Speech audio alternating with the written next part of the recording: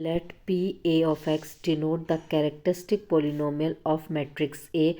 Then for which of the following matrices P(A) of x minus P(A) inverse of x is a constant है।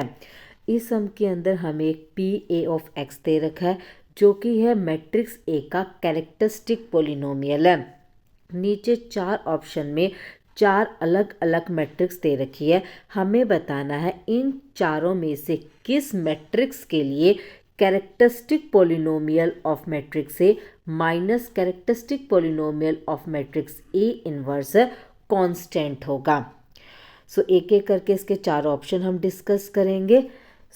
यहाँ पर जितने भी चार ऑप्शंस थे, हर एक ऑप्शन में जो भी मैट्रिक्सेस है उनको हमने ए माना है और उन मैट्रिक्स का ऑर्डर है 2/2 है। देयरफॉर ए मैट्रिक्स की जो कैरेक्टरिस्टिक पोलिनोमियल बनेगी वो होगा x² minus trace of matrix A into x plus determinant of A. Similarly A inverse की कैरेक्टरिस्टिक पोलिनोमियल होगी x² minus trace of A inverse x plus determinant of A inverse. अब जो चीज़ हमें check करना था वो था characteristic polynomial of matrix A minus characteristic polynomial of A inverse is a constant है। देयरफॉर मैंने क्या किया, इन दोनों को सब्ट्रैक्ट कर दिया।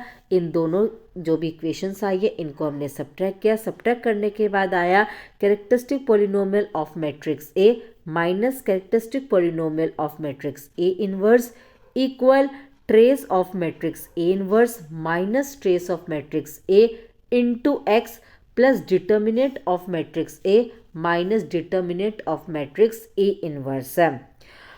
अब जो है वो हमें वो मैट्रिक्स फाइंड आउट करनी है जिसके लिए ये फैक्टर कांस्टेंट हो।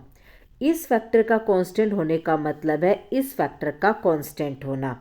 और ये फैक्टर कब कांस्टेंट होएगा, जब ये वाली टर्म जो है वो मेरी क्या होएगी, 0 होगी, क्योंकि इसके अंदर ही वेरिएबल x आया हुआ है। और बाकी डिटर्मिनेंट ए ये भी कांस्टेंट होगा, डिटर्मिनेंट ऑफ ए इनवर्स ये भी कोई ना कोई वैल्यू आएगी। Therefore trace of A inverse minus trace of A must be 0, यानी कि ट्रेस ऑफ ए इक्वल होगा trace of matrix A inverse के। यानी कि जो चार ऑप्शन दे रखा था उनमें से करेक्ट ऑप्शन वो होगा जिसमें मैट्रिक्स और उसके इनवर्स दोनों का ट्रेस क्या होगा, सेम। और ट्रेस क्या होता है, सम ऑफ द डायगोनल एंट्रीज। अब एक एक करके चार ऑप्शन चेक करते हैं। सबसे पहले हम बात करते हैं फर्स्ट ऑप्शन की। फर्स्ट ऑप्शन के अंदर मैट्रिक्स है जिसके एंट्रीज है 3 3 2 4। यहाँ पर ट्रेस बना हमारे पास 7। ट्रेस होता है सम ऑफ डायगोनल एंट्रीज। अब ए इनवर्स का ट्रेस चेक करना है, मैंने निकाला ए इनवर्स है। ट्रेस ए इनवर्स का क्या बन गया हमारे पास 7/6 डिफरेंट आया, यानी कि ऑप्शन ए हो गया डिस्कार्ड। अब बात करते हैं सेकंड ऑप्शन के।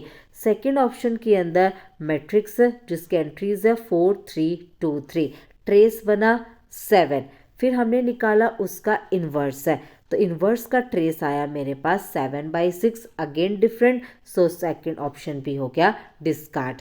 अब बात करते हैं थर्ड ऑप्शन के। थर्ड ऑप्शन के अंदर मैट्रिक्स है जिसके एंट्रीज है 3 2 4 एंड 3, तो ट्रेस बना 6।